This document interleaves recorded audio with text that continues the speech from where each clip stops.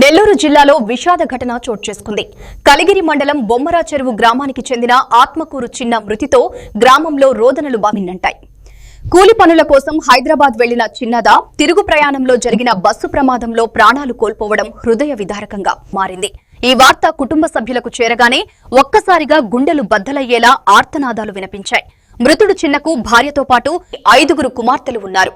ఇంక మాకు దిక్కెవరు అంటూ వారి విలపనలు ప్రతి ఒక్కరి హృదయాన్ని కదిలిస్తున్నాయి.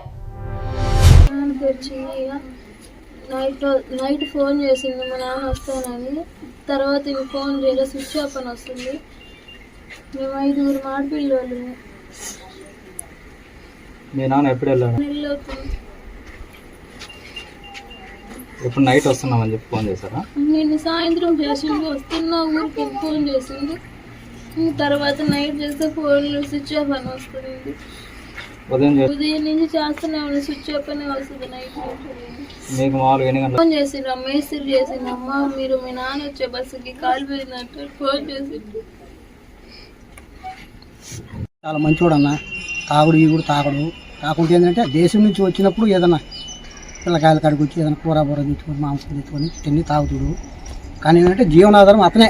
మగ పిల్లకాయలు ఎవరు లేరు అతనికి. 5 మంది ఆడపిల్లకాయలు చదివించుకుంటా, ఆ జీతం డబ్బులతో చదివించుకుంటా, ఇంట్లో పూట గడుపుకుంటా చేస్తామని. ఇంకా ఆ అబ్బాయికి జీవనాధారం ఆయన పోయింది కాబట్టి జీవనాధారం లేదు. వాళ్ళ మిస్సెస్కి బాగలేదు అసలు. ఆమెకి కిడ్నీలో రాళ్ళు ఉంది, ఆమె పని చేయలేదు.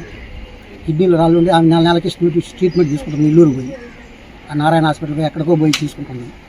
ఆ పిల్లకాయలు కూడా ఏంటంటే బడి కూడా ఒక్కొక్క పిల్లకాయ బడి కూడా చదువు మానేసి కూడా ఏదో పనికి పోతుంటారు. ఏదో పని ఇళ్ళ పని పొల పని చేసుకుంటుంటారు. చదువు కూడా ఒక్కొక్క డిగ్రీ చేసి పిల్లకాయలు వాళ్ళకి జీవనాధారం ఏం లేదు. దయించి గవర్నమెంట్ కొద్దిగా వాళ్ళకి సాయం చేయాలి. ఆడపిల్లకాయలకి మగ పిల్లకాయలు కూడా లేరు. అది మేము అదే కోరుకునేది గవర్నమెంట్కి. నేను వాళ్ళ పిల్ల మేనమామని అంటే మా మిస్సెస్ వాళ్ళ బామార్ది, అదే మా మిస్సెస్ వాళ్ళ బామార్ది తమ్ముడు భార్య.